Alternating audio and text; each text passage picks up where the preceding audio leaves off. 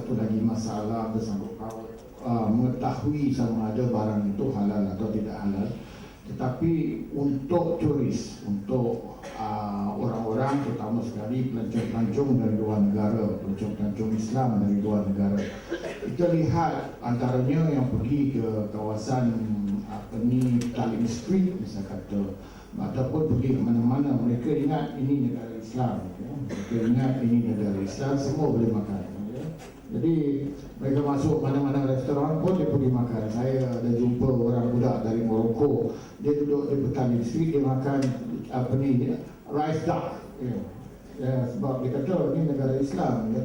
Jadi salah satu perjuangan kita di PPIM 2, nombor satu untuk menyelesaikan masalah yang Puan kata tadi itu, kita beranggapan sudah overtime, sudah melampau masa untuk akta halal diwujudkan. Kita dari di PPIM kita memperjuangkan penggubalan akta halal dah 15 tahun dan kita dah masih memperjuangkan. Sebab selagi akta halal tidak ada, susah untuk kita mempersyaratkan beberapa keadaan yang mesti dibuat. Misal, kalau di Brunei misal kata syarikat kedai-kedai makan, dia ada dua jenis tanda. Satu tanda halal, lagi satu tanda tidak halal. Dia ada dua tanda. Satu tanda halal, satu tanda tidak halal. Macam bila kita pergi supermarket kan kita ada ini halal, ini tidak halal, kan? Sama ada adakah lebih baik kita memastikan, kita mendesak supaya syarikat-syarikat yang telah dapat persediaan halal ini ada peratusan-peratusan umat Islam yang mengendalikan. Ya. Soalannya, adakah umat Islam ini bebas daripada melakukan kesalahan? Mereka tidak bebas. Mengikut sejarah halal, kalau company itu sama ada company itu bukan SME macam Metroponos, dia nak apply sejarah halal, dia kena ada dua staff Muslim yang telah pergi, yang telah hadir training, training halal. Dia kena ada dua tu, dia kena buktikan masa JAKIM datang audit, dia kena buktikan dengan sijil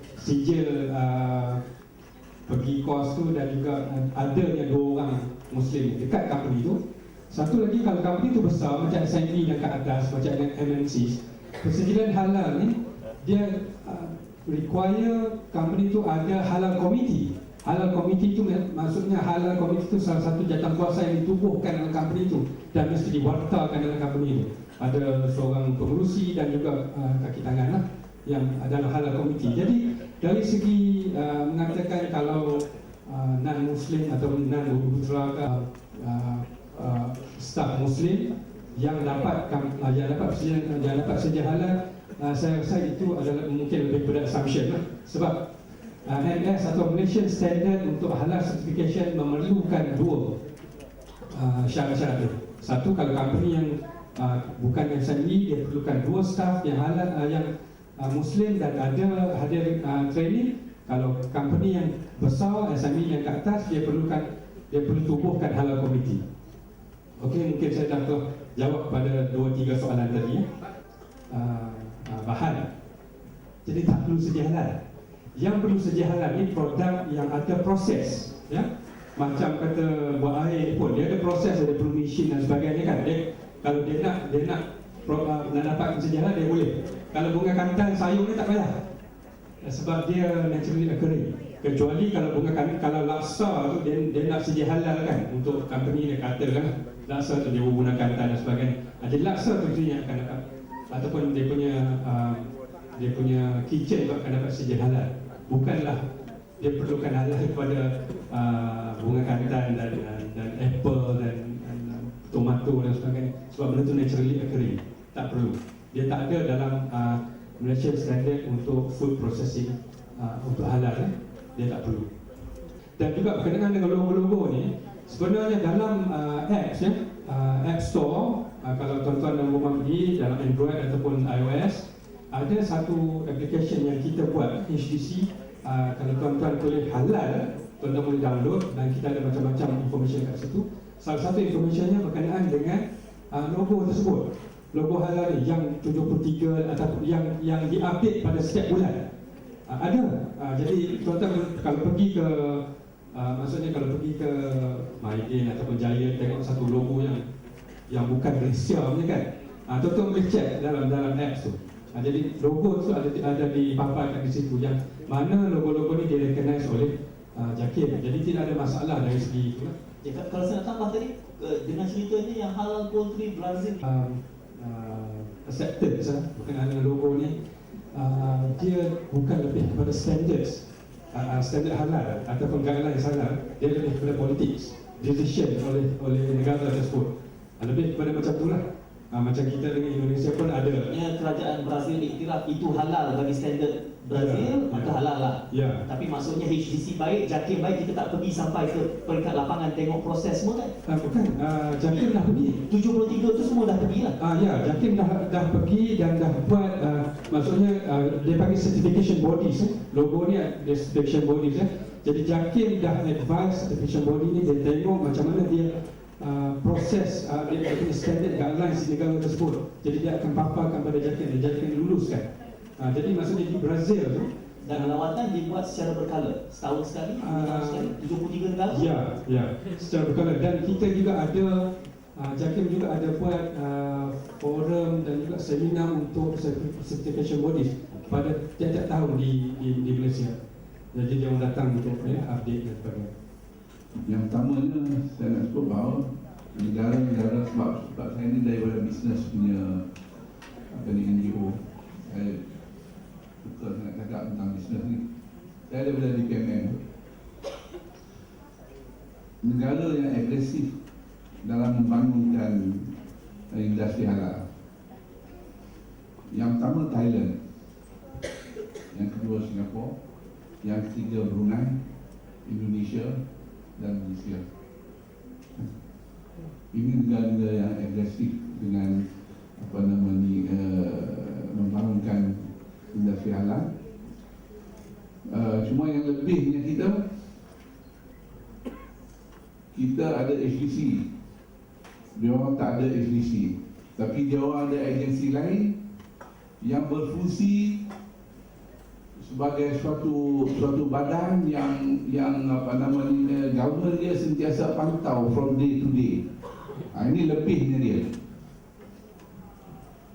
Okay. Sebab tu dia berjalan dengan cara yang very strategic. Hingga kan dalam IMTGT, contoh IMTGT ni benda.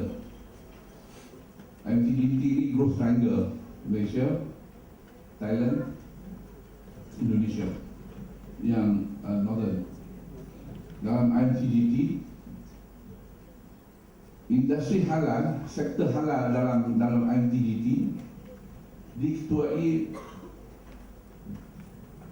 oleh Thailand, bukan Malaysia, bukan Indonesia. Dan the whole set orang yang manage halal di IMTGT yang diketuai oleh Thailand, yang daripada Thailand, wakil dia seorang dia orang Islam. The rest semua non-Muslim. Alhamdulillah, kita pun boleh terima. Nasib kita. Pernah satu ketika, saya nak sebut juga isu ni. Saya nak sebut ni nak gambarkan berapa kecewanya saya tentang sikap kita orang Islam. Saya telah melobi kawan-kawan daripada Thailand yang daripada petani, daripada Yala dan sebagainya, yang wakil kepada peniaga Thailand dan kawan-kawan kita daripada Indonesia, bahawa halal ni mesti diketuai sama ada oleh Malaysia ataupun Indonesia.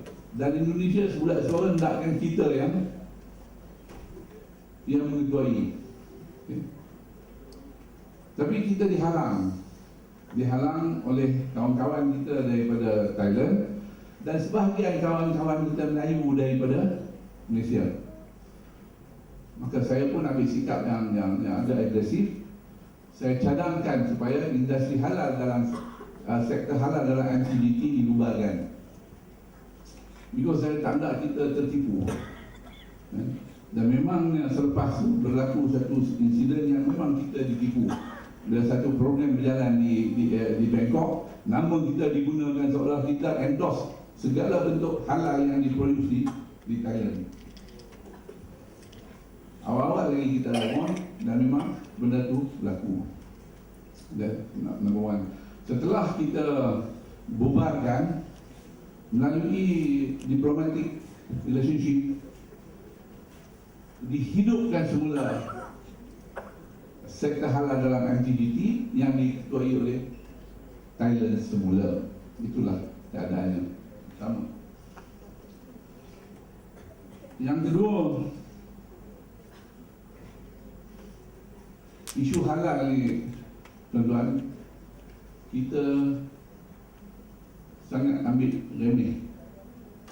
Kita tak tengok isu ni sebagai satu yang serius, sesuatu yang mempengaruhi jiwa pribadi kita, yang pribadi kita. Sebab dikatakan bahawa segala makanan yang masuk ke dalam tubuh kita akan mempengaruhi karakter kita, akan mempengaruhi akhlak kita. Tapi kita tak peduli pun, kita tak kisah pun. Makan apa yang ada di depan kita, yang jelas sangat nampak haram, baru kita tak kacau, baru kita tak sembuh, kan? Kalau yang sama-sama tu, kan, kita okey saja. Misalnya saya bagi contoh, kita pergi makan di restoran ke, di hotel ke, kan? Hotel kita dia ada separate kitchen, satu yang halal, satu yang non halal. Tuan-tuan, apa yang berlaku? Ini apa nama ni?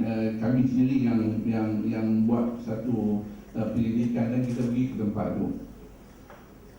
Orang-orang yang menyediakan makanan halal dan makanan bukan halal tu, kadang-kadang dia guna equipment yang sama je. Dia potong itulah, sekejap dia ambil ini pergi potong daging yang bukan halal.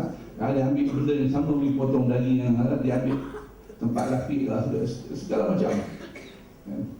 Jadi kita tak kisah pun, kita pergi juga. Sebab itulah tuan-tuan, kita tengok sekarang ni macam-macam masalah manusia, masalah akhlak. Sebab banyak barang-barang yang bukan halal masuk ke dalam badan. Setiap daging yang tumbuh daripada sumber yang haram, tempat dia adalah api neraka. Kalau dia nak kena masuk api neraka, takkan dia nak jadi orang baik masa dia hidup ni.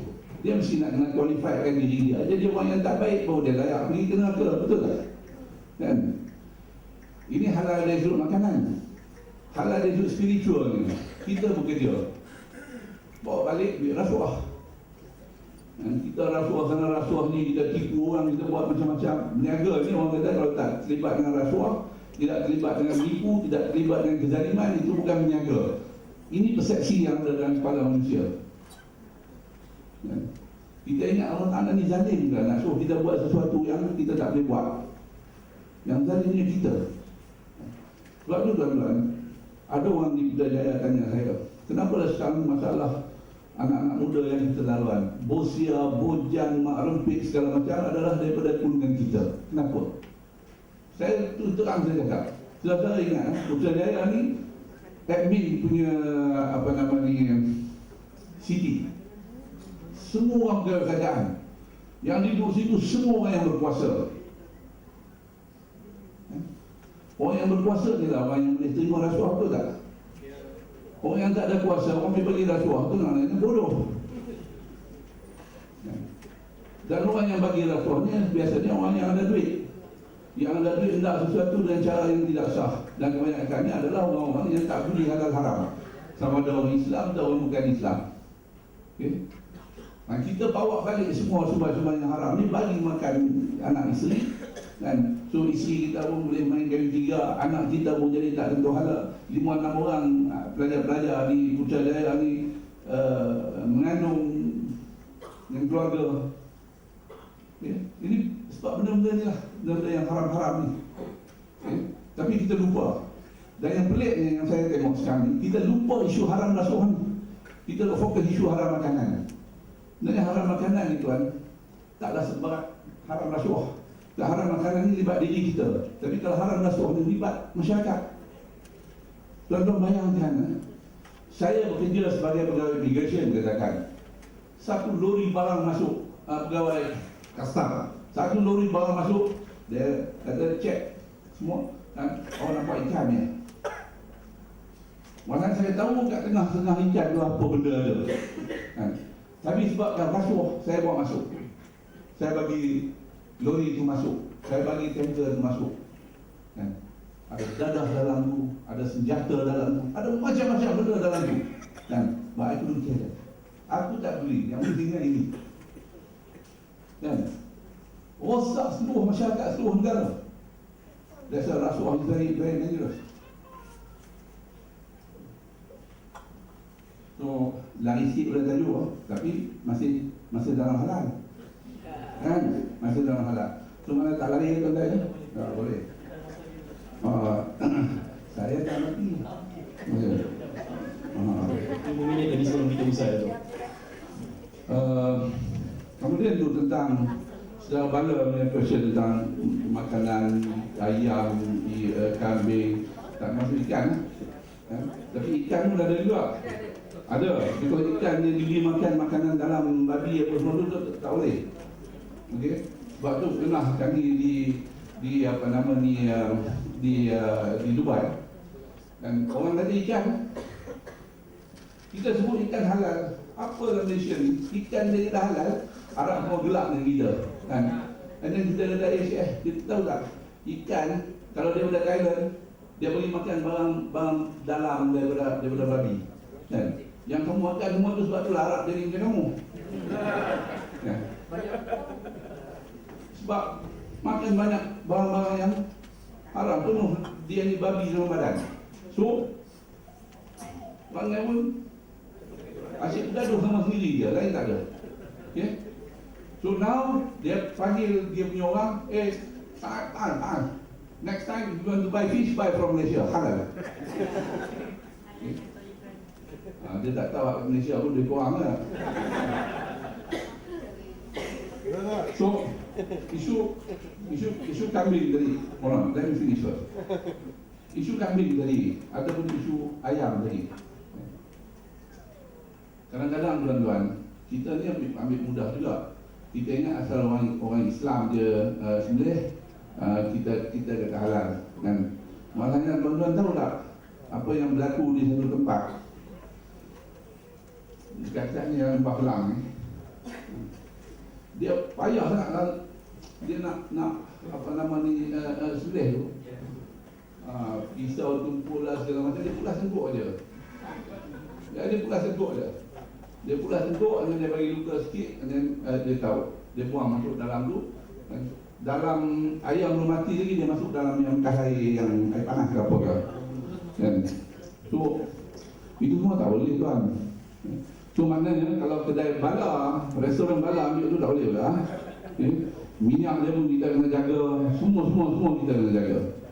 Okey lah, kan? So maknanya apa nama ni, benda yang serius, walaupun lawak gelap, kan? Tapi benda ni benda serius. Yeah. And then saya pernah satu kali di Kelana Jaya, satu kedai orang India, dia letak orang Islam duduk dekat depan. Dia letak Bismillahirrahmanirrahim ke atas. Ini saya pergi jumpa dia. Saya pergi tanya dia, mana kamu ambil apa nama ni ayam ni? Dan dia cakap, saya beli kat apa ni hypermarket yang apa ni halal punya chicken. Halal punya chicken. Dia punya pekerja cakap dengan saya, no. Dia ambil ayam yang dah mati, yang bawa banyak-banyak pergi ke apa nama ni Kentucky. Because satu lori bawa daripada Kentucky tu, ayam pun letih, kena heart attack, Tuan Syekh kata dia mati kat situ. Ayam tu lah dia ambil, tapi ayam tu dia sembelih lagi, dah mati dah. Yes, ini berlaku So tuan-tuan kena cermat lah sikit kalau nak makan. Balik kepada puan kita yang tanya pasal nak senaraikan itu langsung tak praktikal tuan. Langsung tak praktikal. Kalau saya buat macam tu, besok mari orang lain pula, siapa pula, dia buat list dia pula. Kan dia sebar dia semua. Last kali orang semua confused. So apa yang praktikal yang kita kena buat, we have to get ourselves educated. Kan? Kita belajar, kita kena tahu ingredient, kita kena tahu this and that semua. Dan dalam ni semua ada ingredient. Kita tengoklah, buang masa sikit tengok ini. Setiap second yang kita buang masa dengan hajat untuk mendapatkan makanan halal adalah pahala. So why must we worry? Buat apa nak cari susah lain-lain? Kan? Setiap sen yang kita keluarkan untuk nafkah kita, nafkah keluarga kita dengan cara yang halal, yang Allah redha, pahala. That is jihad. Bukan pergi bunuh orang dan sebagainya. Very simple. Islam dibentuk di atas satu kaedah, yassiru wala tu'assiru. Pemudahkan, jangan bersusahkan. Okay. Ada lagi ya? Saya banyak ni. Banyak. Kalau ada soalan lagi boleh saya tengok tangan sebelum Datuk menyambung. Ada satu, ada lagi dua, ada lagi tiga. Saya bagi laluan tiga dulu. 1, 2, 3. Okay. Mr. Alan, I give 2, 3 other person first. Tentang sijil halal. Tidak boleh, saya belum habis ni. Ini saya bila pegang mikrofon ni saya payah nak berhenti. Sijil Switch boleh tutup kan? sijil halal. Sijil, suara saya kuat. Sijil halal. Tadi puan tanya, ada puan kata mungkin ada pelikir, ada rasuah dan sebagainya. Okay? Bila tanya puan kata, puan ni tak ada experience. Okay? Saya ni orang niaga, campur dengan semua jenis manusia dan jin. Ada seorang hamba Allah, kawan saya, orang Cina. Kami dalam National Chamber, saya salah seorang daripada naik presiden dalam National Chamber. Kita ada Malaysia Chamber, Indian Chamber, Chinese Chamber, FMM, International Chamber. Kawan saya ni yang Cina ni tadi, dia cerita dengan saya setelah saya komplain dengan dia, apa dah susah sangat nak apa ni my member nak dapatkan sijil halal. Dia kata, "Tok, don't worry Tok. Let me handle. I can get sijil halal, within 2-3 weeks. Let me handle." Saya cakap, even the same product. Even the same product. Dan Alhamdulillah, memang betul, memang jaya. Dan saya tak tahulah dia pakai minyak kelapa ke, dia pakai virgin coconut oil ke apa ke, pelicin, saya tak tahu. Tapi yang saya tahunya kan dapat, dan dia kata ada kaedah-kaedah tertentu. Ada kaedah-kaedah tertentu tu inilah, cuma dia tak sebut, dia tak saya. Kan? Itu yang berlaku ya. And then syarikat bukan Islam yang terlibat dengan industri halal. Ini kami punya proposal. Saya pun pernah bincang dengan Datuk Nazim beberapa kali isu ni. Yang pertama, kita kalau dah susah sangat nak keluarkan sijil halal, kan, keluarlah sijil halal. Kan? Mana yang kita was-was ada sijil halal. Dekat supermarket kita boleh letak halal dan non halal. Why not yang ini? Kan apa bezanya? Okay. Dan kalau susah itu pun tak boleh buat, di PMM dengan PPIM kami akan keluarkan kami punya sijil sendiri. Siapa yang terlibat dengan DPMM, terlibat dengan PPIM, kita akan bagi pakai kita punya logo dengan moto kita, pasti halal. Lebih hebat daripada Jaki ni.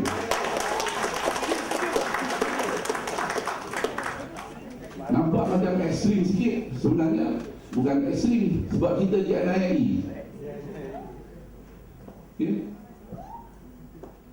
Kalau tidak jadi macam sekarang lah, nak dapat sijil susah. Dan kalau dah tu nak kena kris pula lagi semua gitu. Okay?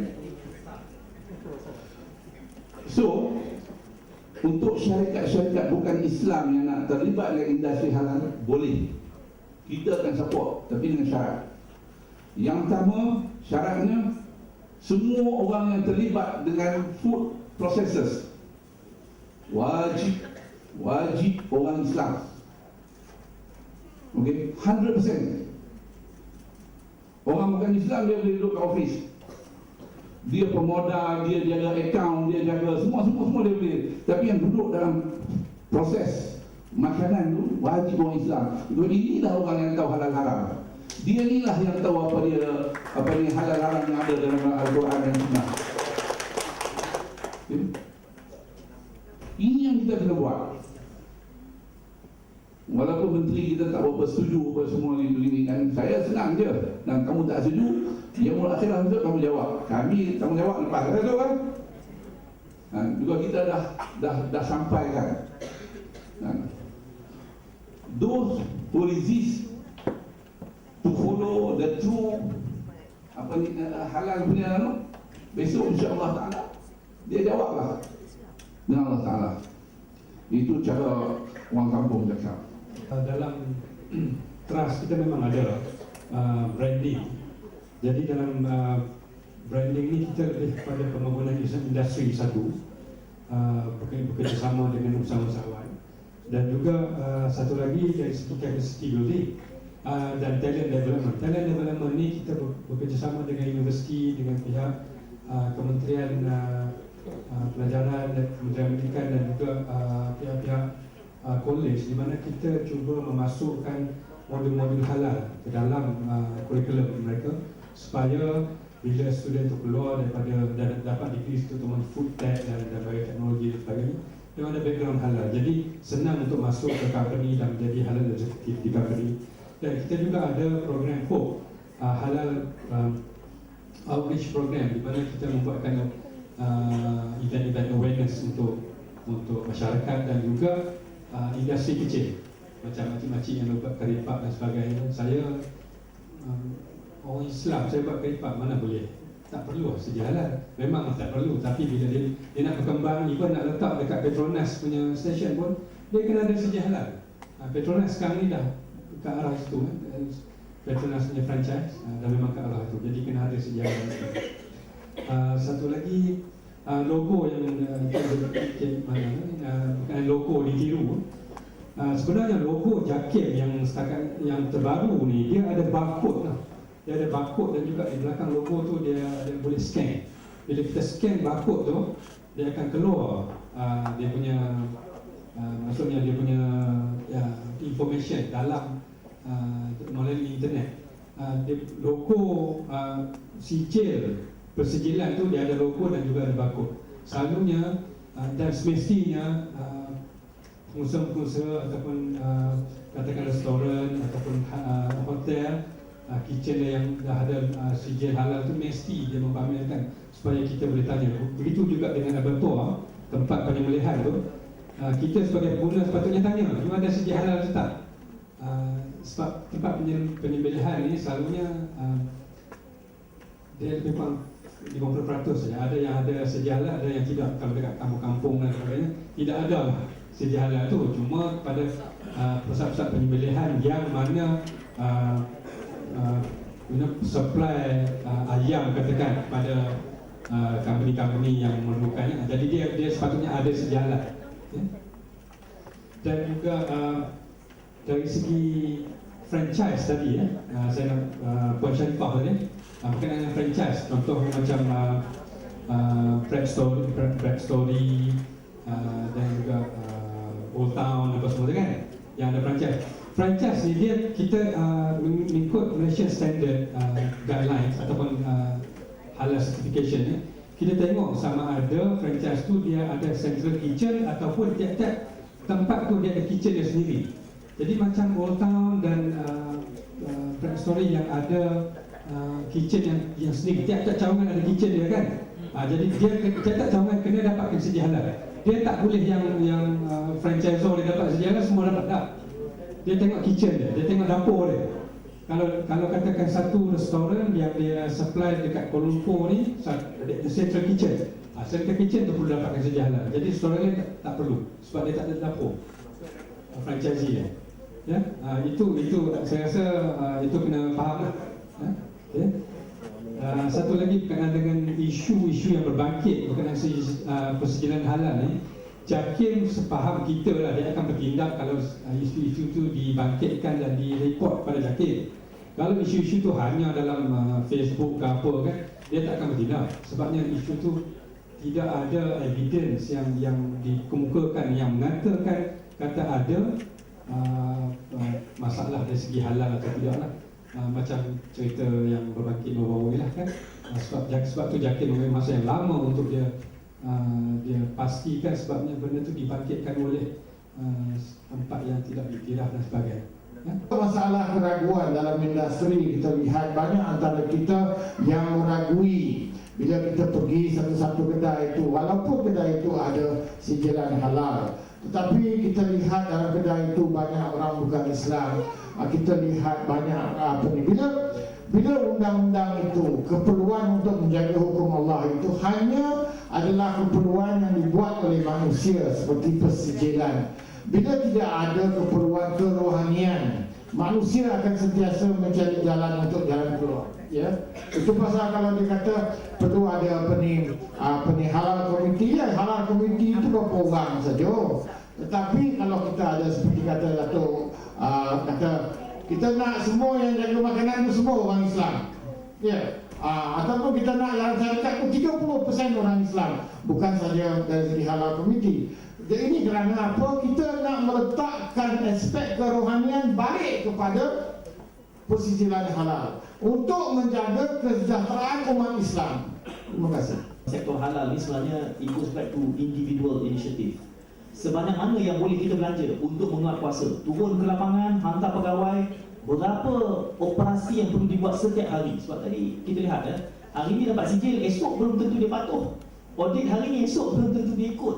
Jadi akhirnya kita sendiri inisiatif untuk melihat dan memperbaiki apa juga sumber yang kita gunakan supaya keredaan Allah itu kita akan sama-sama dapat. Asalnya semua perkara adalah halal. Al-aslul asya' al-ibahah. Tetapi bila dia jadi salah, di situ kita kena ambil tindakan. Bayangkan apa tindakan tuan-tuan hari ini, tiba-tiba tuan dapat senarai WhatsApp, senarai produk haram. Tiba-tiba di bawah tu ditulis dikeluarkan oleh PPIM.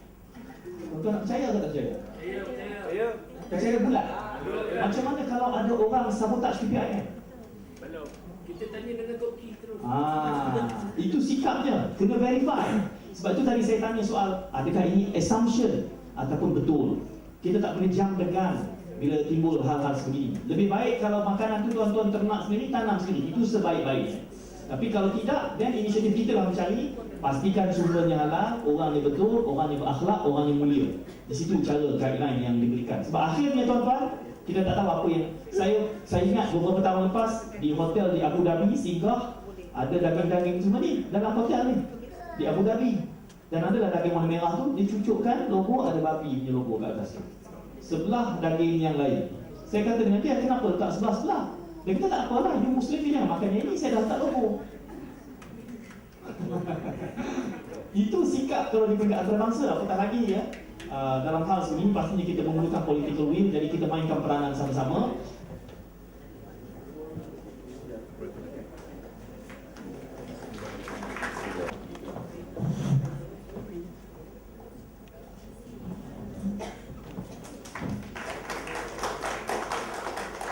Bahkan kepada Islam Malaysia.